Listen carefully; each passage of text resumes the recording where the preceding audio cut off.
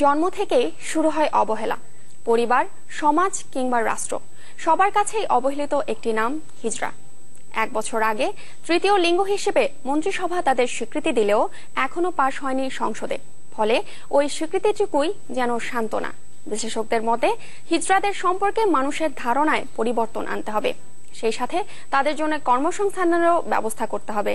নইলে সামগ্রিকভাবে হিজড়াদের জীবন মান উন্নয়ন সম্ভব নয়। গোলজা আহমেদের প্রতিবেদন, ছবি তুলেছেন শফি আহমেদ। ওরা নারী বা পুরুষ কোনোটিই নয়, ওদের নিজস্ব কোনো পেশা নেই, চাকরি বাকরিতেও নেওয়া হয় না তাদের। তারপরও তারা মানুষ, সমাজে চেনে হিজড়া নামে। 2013 সালের 11ই নভেম্বর হিজড়া সম্প্রদায়কে তৃতীয় লিঙ্গ হিসেবে মন্ত্রিসভা স্বীকৃতি দিলেও সংসদে তা পাশ করা হয়নি।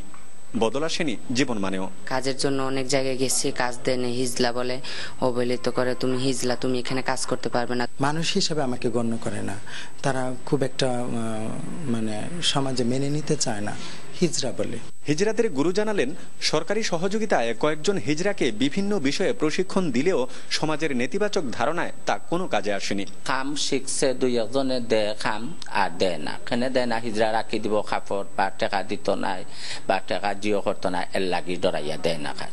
কর্মসংস্থান না থাকার পাশাপাশি এই মানুষগুলোর এখন আবাসন সংকট প্রকট আকার নিয়েছে। প্রথম প্রবলেমটা হলো যে তাদের আবাসন ব্যবস্থা, দ্বিতীয় প্রবলেমটা হলো তাদের যে কর্মসংস্থানের অভাব, খুব অভাব। আর এদের ভিতরে মোর দেন 80% পিপল হলো আপনার একদম অজ্ঞ, কোনো কর্মই জানে না।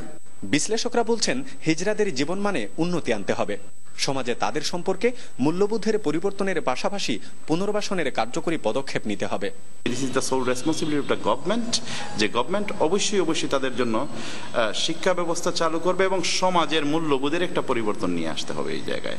সো আমি মনে করি যে বাংলাদেশের মতো দেশে এখানে অনেক থার্ড জেন্ডারের জনসংখ্যা আছে, তাদেরকে প্রপার এডুকেশনের মাধ্যমে যদি কর্মসংস্থানে নিয়ে আসতে পারি, আমাদের ইকোনমিক দিক দিয়েও তাদেরকে আমরা স্কিল লেবার হিসেবে কাজে লাগাতে পারি।